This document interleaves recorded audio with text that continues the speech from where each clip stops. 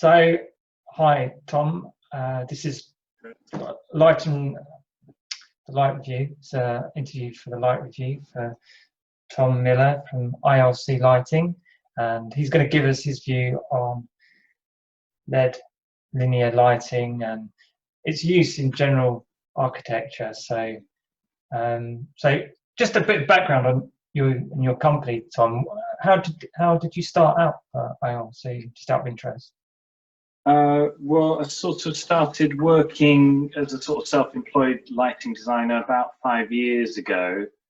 So yeah, sort of under the banner of ILC Lighting from the beginning of that, and then you know, a year or so in, it turned into a limited company. And yeah, just sort of, it was just a sort of natural progression for me, really, from you know, previously working for sort of small to medium-sized sort of little consultancies in London, to sort of branching out on my own and just a bit of a control freak, really. I just enjoy being being in control of the whole process. So I think being self-employed might have suited me a bit better than ticks all the boxes. Employee. I was probably a bit of a nightmare as an employee. Probably didn't take other people bossing me around very well. So, but no, it was. I had a sort of good formative experience, especially with my last employment at Light IQ, where I sort of learned a lot of what I know about lighting design, especially in terms of residential lighting design, and sort of small sort of boutique commercial projects, that kind of thing. Did you get involved in your experience? Do you get involved with a broad range of projects, or is it a lot of architectural, residential? I mean, in respect to linear lighting and things, I'm looking at trends really as to, I think I've seen a trend where it's just been used everywhere, but how often have you used it in the past, and which sort of projects do you think are most likely to be useful for that type of effect? Yeah, well, it's fairly ubiquitous, isn't it? In especially, yeah, in sort of the certain type of projects where its usage is very popular, and you know, like we were talking about earlier, there's a lot of cove lighting effects and shadow gap details and things like that. I think that you know, I myself use it pretty regularly on projects. I mean, almost every project I work on has some form of linear LED lighting in it.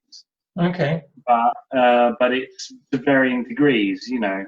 So it might be, you know, soft indirect lighting underneath a floating vanity unit or something in a loo, you know, just to give a sort of nightlight effect, something as simple as that, through to, at the other end of the spectrum, you know, coffer ceilings, cove details, all the rest of it. So, but it really is a project by project basis, and you've got to be careful, I think, not to throw these things in for the sake of throwing them in, and try and make it bespoke to the client that you're dealing with and the type of property that you're dealing with. That makes total sense, because I think there could be. I've heard of projects where maybe they haven't considered dimming, which for me would, for that type of lighting, which is already a problem, isn't it? Because it can be, I think people underestimate how bright these things can be as well, and it can drown everything else out in the space. If you're in a kitchen, maybe you've got a link to the dining room or something, you can just completely smash the kitchen with under cabinet lighting, and it just destroys any sort of nuance that you were trying to create. I think dimming is really important. You have to, I mean, I would always use dimming with a linear effect, pretty much without exception, because, as you say, really, when you're dealing with an indirect light like that, to my mind, a lot of times it creates the volume of light in a room. So whether it's like a ceiling, which is sort of, you know, you see in a lot of residential stuff these days, or if it's a cove detail down one wall, it's still going to bounce all that light back. You know, say you've used 4 or 5 meters of it, even that's quite a lot of lumens bouncing back into the room. So yeah, it's quite a powerful. It can be quite a powerful effect, and you want to be able to control that level. Also, you got to watch all the dimming compatibility stuff, obviously, and make sure that it all works perfectly. So you've got to know your, you know, your driver compatibility and your dimming compatibility, and you've got to make sure that there isn't, you know, you haven't over specified the amount of tape that's on one driver or power supply, so you don't run into issues with flicker or inconsistent dimming, or you know, you've got to control all those factors to implement it really, really well, I think. So a lot of it I find is in the implementation and being on top of the details, because it's all very well to sort of specify, okay, there's going to be this big linear effect, it's going to be really wow, it's going to be really impressive. But if the execution is off, then you've done the project a disservice rather than a service. So, you know, if you take a sort of shadow gap detail down a wall, for example, it's going to make a big difference, not just like the shape and size and the dimensions of the shadow gap, but also the placement of the light within that detail. You know, whether you make it more direct by putting it on the ceiling surface pointing downwards, or whether you make it completely indirect by putting the LED on the lower surface pointing up and bouncing off 3 sides. You know, these all make a big difference to what you see in the room. So all that stuff has to be thought about and planned out really carefully for each, you know, depending on what you're trying to do with it. I did on some jobs, I looked just even down to the detailing of how curved the coving detail is itself, so that it's not a flat edge, so that the light has is more homogeneous, I guess.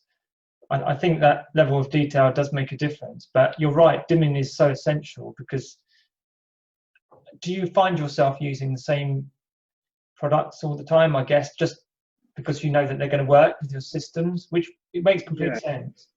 Well, when it comes to tape, you know, products that are a linear tape, or now you're seeing more and more for the curved details, the kind of silicon sort of Lumiflex type products. I like Vexicare. It's a solid sort of silicon sealed LED with a diffused side and 3 opaque sides, and then you can go around a bend, you know, either sort of that way or the other way.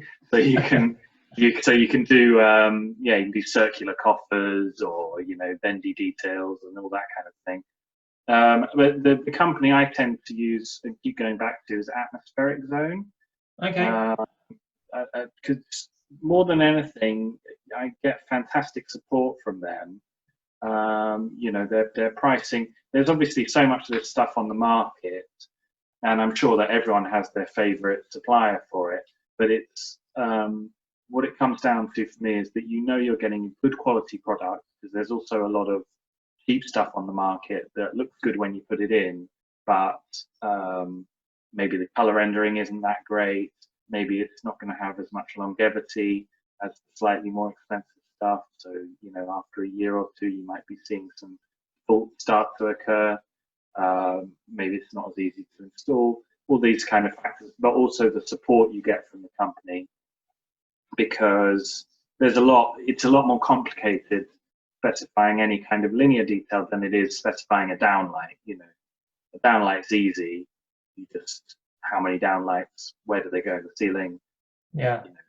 You know, there's less factors involved. Whereas, as I said before, with the tape or any kind of linear thing, suddenly you've got a variable power there. It's gonna use different amounts of voltage and current, you know, and you've got to kind of be on top of that and have the support of the company who's supplying it to you, so they can help you. As you said, that's key, because you want to just call them up and say, why is this not working, or what do I do in this situation, and you can't put a price on that really, because it makes the difference between a whole project, doesn't it? I totally agree with that. you just want to have that security that they're there on the end of the line if something goes wrong, because let's face it, there's always a percentage of things that you just can't foresee or you can't plan for. And what would Yeah, you say the you biggest? you want someone who's going to help you out in that situation rather than put up more barriers, and I think that goes a long way. You know, that really helps. What would you say the biggest drawbacks or pitfalls with that approach? I mean, I guess you're using it to highlight elements in the space, like to create a hierarchy of interest or something similar. But what would you say the biggest drawbacks with lighting in that manner? So it has to be appropriate for the space, doesn't it? And I think that I think with linear stuff, it's a strong effect and it's an architectural effect. You know, you're really, a lot of times you're putting something in that's sort of part of the fabric of the room, even if it's something as simple as sticking a linear LED on top of some wardrobes or something to light the ceiling. You don't want to do it for the sake of doing it. You want to do it because you know, maybe you're doing a nice minimal scheme for a bedroom or something, and you just want to keep the ceiling completely clear of downlights. You know, you don't want to make any sort of Swiss cheese in the ceiling, and you just want to have an uplight in the corner on top of a bit of joinery and a couple of bedside lamps, and that's it. That could be quite a successful formula. At the same time, if it was a really rustic room and the furniture was all made of pine, you know, and you know, there's maybe not so many straight lines. You've also got to be wary of the classic mistake I see a lot with linear LEDs. If you've uplit a surface that is irregular and it's not in a pleasing way, so maybe the plastering work is not that great. If you put a linear light next to a dodgy bit of plasterwork, it shows up all the imperfections. So you have to be aware of what it reveals in a space as well as what it enhances, because that can be a big problem, you know, because suddenly the decorators are going to hate you. Well, arguably it's the decorator's fault, but it means that you've got to trust that things are really precise, because there's nothing worse than seeing, you know, dodgy, patchy plastering and paintwork that's been in that you've just enhanced your linear LED. You know, especially if the building's old. I mean, it's not they can do much with it, is there? I guess. Well, that's it. So you might want to enhance if it's like a nice old brickwork wall or something. You want to bring out that texture. But if it's just a really old bit of plastered or rendered wall that isn't very pretty, and you stick a linear LED up to it, you're just showing all that imperfection in huge detail. So you just have to be careful on the application of it. And as I said before, that it's what the client wants, that it's a look, because it gives a specific look, you know. And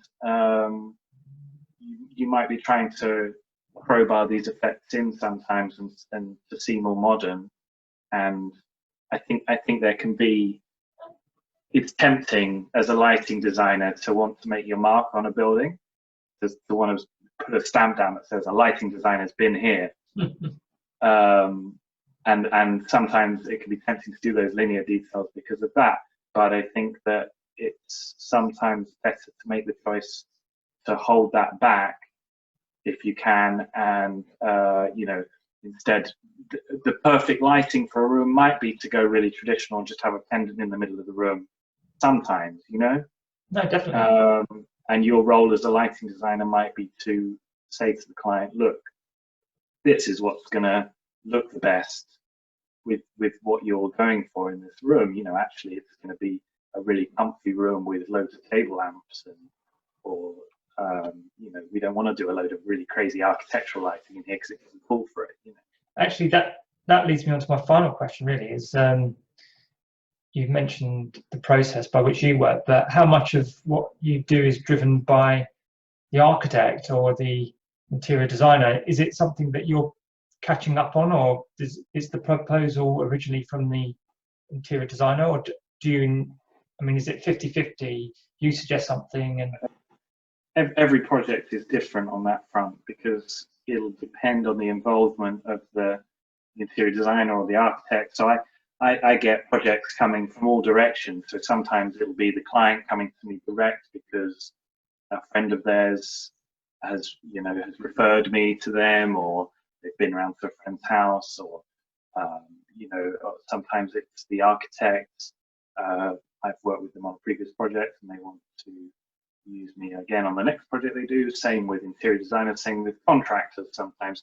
So there's that element. And also, as you will have seen, different projects are set up differently, aren't they? In terms of, sometimes the interior designer could be doing a full interior package with a lot of concept work and a lot of details. Just out of interest, which one do you prefer? Maybe somewhere in the middle. Wow.